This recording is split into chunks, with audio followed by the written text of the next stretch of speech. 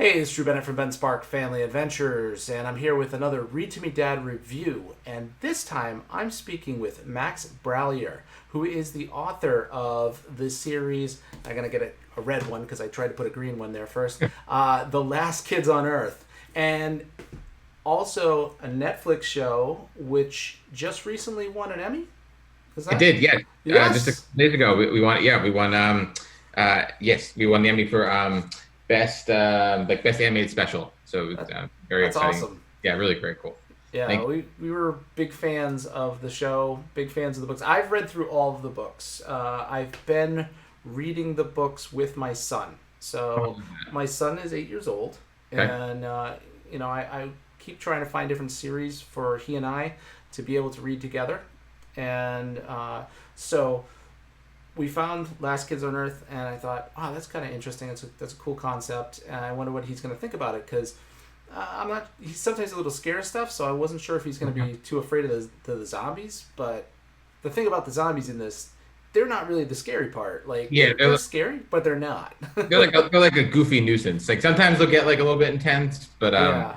yeah, I wanted to do like I like giant monsters. So I was like I want to make those more the villainous villains. Right, right. So that was a cool thing in that. So that because I'm personally not really a big zombie person. Like I don't watch zombie movies or anything Yeah. like that.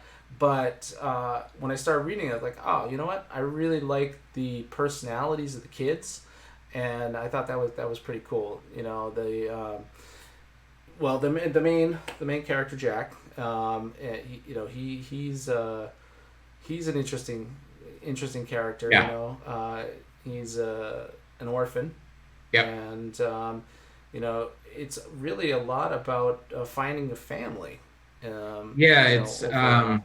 it's a it's like it's sort of funny. I when I was first sort of figuring out what the thing was, I was playing around with ideas, and the Jack being like a foster kid only really came about because like I realized the book was like super depressing if he was like trying to find his parents the whole time, or his parents he was sort of separated from them. So it was like a kind of easy, like there's the only way that I could make the concept that almost like a Pippi Longstocking type concept work was for him to sort of become this foster child, this orphan, and then without intending it, I then it's like about one book later or so, I realized like, oh yeah, this gives him this like really like this lack of family, and also like he's always moving around stuff gives him this like really powerful and I think like relatable want, which is like to find your people and find the people that like you identify with and are like comfortable with, like your buddies, your family, whatever it is. And so like that was like a sort of happy accident. I mean, I feel like the way anything on any of this stuff works is always a happy accident, but that was like a Right. really happy one. Yeah. Yeah, that was an interesting thing. Because like he's very fiercely protective of his friends, even though he doesn't really start off with that many skills Yeah. on things, and like even few books, he doesn't really have a lot of skills. He starts to level up, I guess, Yeah. which that's actually kind of an appropriate way to say it because he starts to gamify the apocalypse Yeah. in that he sets up all these little achievements, Yep. which is I thought was hilarious. That was like I was using well, I play a lot of video games, and so like I was very I found after a while like I was only playing games that had like achievements and stuff. Like I got so sort of hooked on like that like that like reward system type thing. And then I was also using like a different like app. I think I was doing the first I was doing the first book, and like different little like tricks and apps and stuff to help me like be more productive, like with like little reward systems, like just like in my like there's like all these articles around this time, it was like 5 years ago now, about like gamifying your life and all that stuff. And it sort of like just seeped in, and I was like, oh, it'd be like it's just sort of a fun, relatable way to give him like a sort of way to stay motivated, like a way to keep like get up every morning, sort of during the end of the world. It's not treated quite as heavy as that, but like that's when I was like sort of thinking about the story, like that's like a bit, he for a little while there in the beginning, he's really like alone, completely alone. And so he's like, all right, I'm gonna set myself these like, video game achievement type things. Yeah, I mean that sort of thing. The gamification really works. I was part of a gym that did that sort of thing. So you would go in and you do your workouts, and you get points for certain things in the workout, Yeah. and it was really motivating to continue on. And then when I moved on from there, I moved into starting to study like martial arts, and it's not really gamification, but there are levels and there are things to work towards, and Right. that sort of thing does keep you motivated. And so I thought that was an interesting thing. Like, even kids can like relate to that. Like if they make these great achievements sort of thing for when they're studying or when they're trying to accomplish things, they, Right.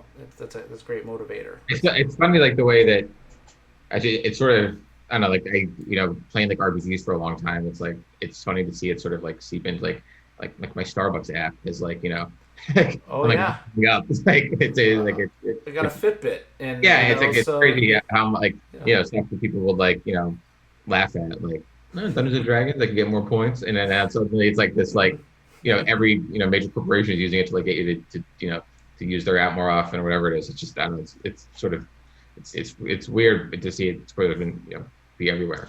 Yeah. But kind of cool. Well, and probably a lot of people who programmed all that stuff played Dungeons and Dragons and Yeah, good thought, point. oh, hey, there's a reward system. I know Yeah. that's good. Yeah. People like So getting like little treats. Who knew? exactly. So you said you play a lot of video games. What are you playing now? What are you I'm playing these playing days? the Samurai game just came out. Oh yeah. Okay. Cool. Yeah, I'm on a deadline for the next book, and I'm also getting ready to. Me and my family are moving, so like I've been my time to play has been super limited. But yeah, I just like leveled up again last night and that. So yeah, I'm playing that, and then I was playing like and I have an Oculus Quest, so me and my buddies are playing on the Oculus, which is like, pretty fun. Oh, cool.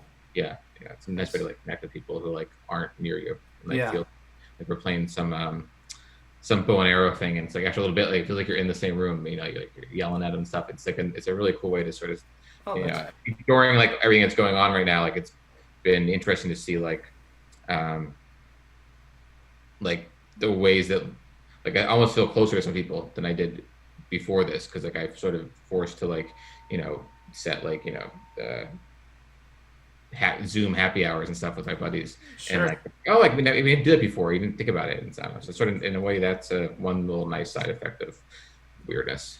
Yeah, this all started like when this all hit. I think that we were trying to set things up to do this, and was that around the time when you did the plot on the spot? Was that a prior to the? Yeah, that was no, that was during this. Okay, because my daughter watched that. Earlier days with yeah with Christina Soontornvat and Stuart Gibbs and Sarah Monowski, I think, were the anybody else? I think I forget somebody. Yeah, that was fun. That was a good little.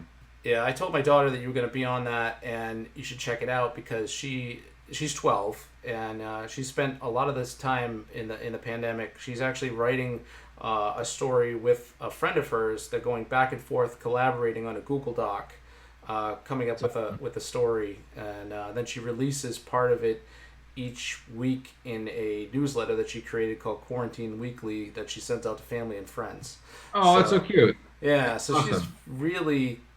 Or she's 12. I thought cute. That's like productive and awesome. Yeah. Exactly. Yeah, good for her. Yeah. Oh, that's awesome. So she set up a book club for her friends and all that stuff. The book, what's it about? Yeah. Right now it's kind of like the perfect day, kid getting asked to a dance, that sort of stuff. So cool. Some of the other things she does, like with Zoom, you're saying connect with friends. She's been hosting a dance party for her friends once a week, every week for the past month and a half now. So different themes, things like that. That's so musicals, fun. 80s, all that stuff. It's like I love that. That's great. So that's fun. So I try to give her some suggestions, like, oh, you should, you did a summer theme. Did you do summertime? Come on. Yeah, right. Miami. Welcome to Miami. Come on. She's like, jumping in all our old. Dad, what are those? Yeah. So yeah. So you got the book. You've got the show. You also have a toy line. Yes. Too. So I actually have Jack's weapon of choice, the Louisville Slicer, right here, which is awesome. It's just like it's a lot of fun. My son and I try to go as far as we can to get that, because as you play, you're swinging around, you actually can get to the next level, you hit the button, doing different moves and stuff, and then right. More zombies will attack, monsters will attack, a little dialogue from the show pops up. Yeah, and that's a lot of fun. Yeah. And then I got here with me a couple of the little character dudes. Oh, that was the end of it. Game over. So I got little Jack, Dirk. I'm so happy with how those turned out. They look so cool, and they look so cool. They really take in the illustrations that Douglas did, which are fantastic. That is the translation of the book to the page. The book to the show is amazing, and I thought it was really cool. That was an early decision, was to an early sort of decision we had to make was, are we taking the, using this, sometimes, something gets adapted and designs change, everything, sure. And it was like, no, like people have grown to know these characters, and I mean, the art's amazing anyways. And let's keep it as close as possible, so that it still remains instantly recognizable to anybody who likes the books. And it's made, I think, everything easier, and like I said, the art was perfect anyways. Why messed it? Right. Done has been just ridiculously amazing. Yeah, and it's great that it really translated very well into the cartoon. So yeah, I think so too. Thank you for saying that. Cool. And you're on. You said you were on a deadline. For book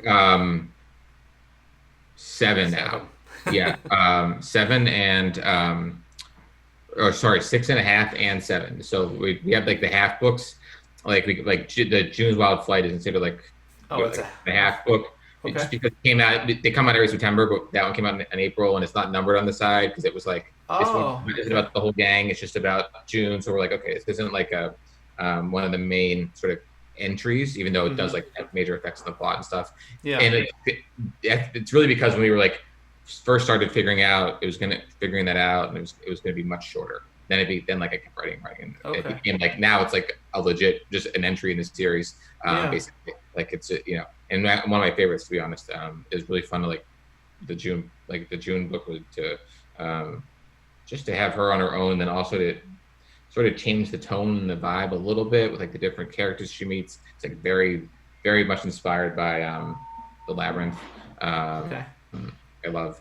And so then we also have there's a survival guide, which is sort of an activity book and guide to the world. That was the first half book we did, where they come out in April, because a year between books is a long time when you're 7. Right. 7 to 8, that's 1/8 of your life. The next book to come out, it's Exactly. So trying to do those. So right now I'm doing 6.5, and then book 7, which is the next big entry. Okay. Yeah. So the Skeleton Road. That's what Yeah, Skeleton Road will be 6, right? Am I having this right? Yes. Skeleton Road will be 6. Okay. And that comes out in September. And then I'm working on book 7, which is no title yet. Wow. Okay. Yeah. Yeah. September 15th, I believe, is the. Yes. Yeah. That's right. Everything was getting moved around a little bit with everything going on. Yeah. Although it's not uncommon for me to forget anyway. Yeah. September 15th. Yeah.